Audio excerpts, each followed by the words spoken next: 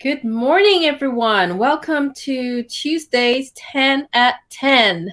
Today, I will be answering questions on shelf life and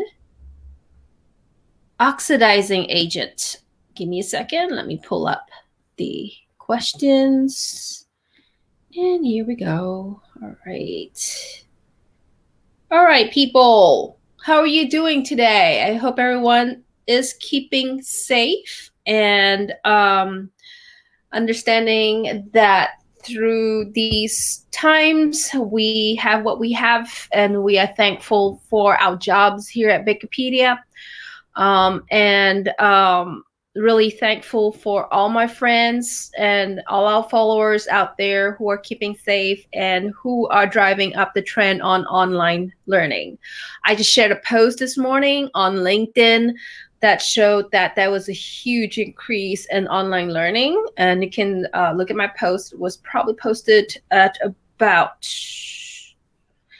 9:30 a.m. this morning. So interesting post on LinkedIn's research on workers in the last month. So take a look at it. We saw a drastic spike in our online learning platform this month, over 33% growth in users. So this month we have reached 1 million users a year. So online learning is getting serious, man. You gotta do that. Come to our website on Bakerpedia.com, join the academy, and look at all the different learnings we have online. It's free membership, it's free downloads. Okay, it's all brought to you by our sponsors, and thank you, sponsors, for sponsoring Bakerpedia. So excuse me. Today we have a question from our mold page, where the user remarks that they have heard several times that the type of contamination, mold contamination, can be recognized by the color of the mold. Some experts say white molds indicate high moisture, and gray to green indicates contamination after baking. Honestly, I am not a mold specialist. There are different variety, thousands of variety of molds out there, each indicating different color. But I know that mold growth is because of mold spores. I mean, regardless of whether you're high moisture or contamination after baking, mold contamination is after baking. I mean, that happens after baking.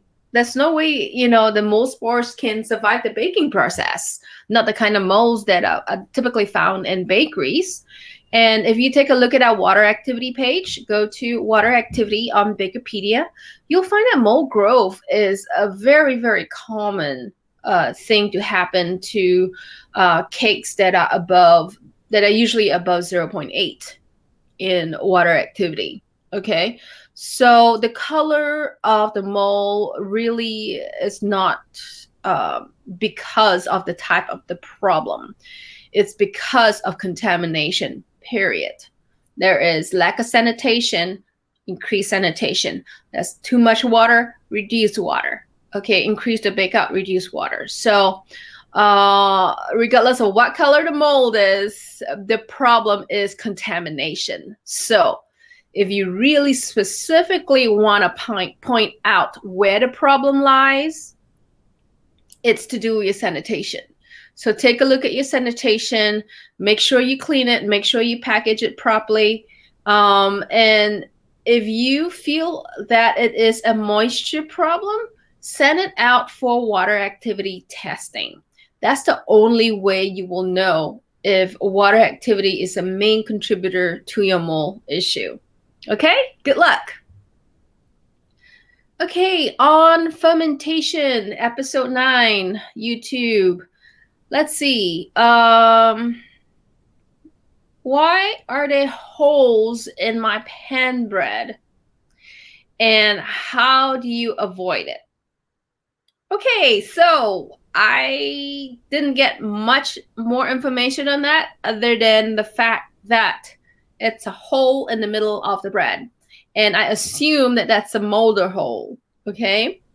Molder holes are obviously caused by molders, right? When you sheet that thing through so fast and you don't have time to compress it properly, and you don't have the right dough conditioners to make sure it sticks, you're gonna have a hole in the middle of the pan bread. Okay, we're talking about pan bread. So, what are the non-ingredient solutions for this? Okay, firstly, make sure you mix it properly. Okay, mixing has got a lot to do with molder holes. If you mix it inadequately, you are going to have molder holes. So don't hasten your mixing process. All right. And also temperature. Dough temperature is really important. Okay. If you mix it too fast and too short, the incidences of molder holes are going to be higher. And this is why when you increase the dough temperature, you increase the yeast activity in there. Okay. And when you don't give it enough time to relax, that is inadequate dough conditioners, inadequate flexibility of gluten. You get an inadequate flexibility of gluten because you didn't mix it enough. Okay, these two factors, dough temperature and inadequate mixing, is going to give you a very stiff dough. Okay, that at the point of contact where it rolls up, does not stick, right? And the point where it does not stick is an air cell. And at that point, that's when all the air is going to collect in that pocket. Okay, so the only way to prevent that with machinery is to make sure you mix longer at a lower temperature. Okay, if that doesn't work, I would suggest reducing the sheeting speed. Okay, I know a lot of you are going to push me back on that. It's like, Lynn, I can't go slower than this. I can't reduce the output. We'll address that later. Okay, now increase your mix, reduce your mix temperature using ice, or increase your refrigeration on your mixer, reduce your sheeting speed. Okay, and I can almost promise you your molder holes are going to be gone. All right. Okay, say your process engineer pushes back and tell you, can't do that, man. Can't reduce the sheeting speed. We got to meet our outputs. High. Okay, I've experienced that before. So the next solution would be dough conditioners. Okay, dough conditioners are going to reduce your mix times, increase the flexibility of your dough so that you can put more stress. The issue is the stress. There is too much stress in the sheeting speed. Okay, the higher speed you go, the more stress is on the dough. And the more stress on the dough, you got to put more dough conditioner. Okay, so more dough conditioners, more like L-cysteines or inactivated yeast, right? Make it go through this sheeter, and then you should have no more molder holes. Okay, so make sure that you have the right flour, make sure you have the right fermentation with this. And since this question is from the fermentation page, I hope you got my message on fermentation. Okay, the longer you ferment, the better your dough will be, the less dough conditioner you use. Okay, so I hope these tips help you in reducing the molder holes in your pan bread. Okay, next question. Let's see. On the potassium iodate page, would using potassium iodate, which work through a similar mechanism, be much effective if using together with ADA? That's what I am understanding from the question. Okay, so my understanding is this user would like to know if using potassium iodate is better alone or together with ADA. And I have not too much experience with potassium iodate. I know that it's a fast-acting oxidizer. So if you take a few steps back into the role of oxidizers in modern day industrial baking, it's all oxidation.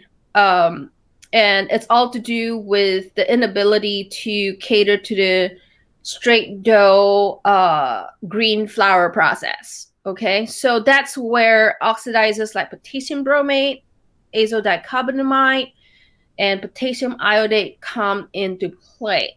It's because of green flour, it's because of straight time dough.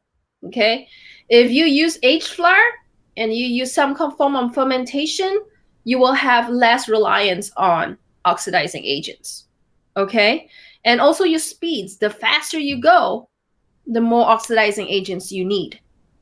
Okay, so you ask if you can use potassium iodate. Okay, yes, you can use potassium iodate. Can you use it with ADA? Well, just know that ADA is a fast-acting oxidizing agent. And the reason why ADA was used to replace potassium bromate, it's because, well, firstly, there's no good magic bullet to replace potassium bromate, because potassium bromate is like a magical, slow-acting oxidizer. It works at a lower pH, at the place where it ferments at the final poofer, right?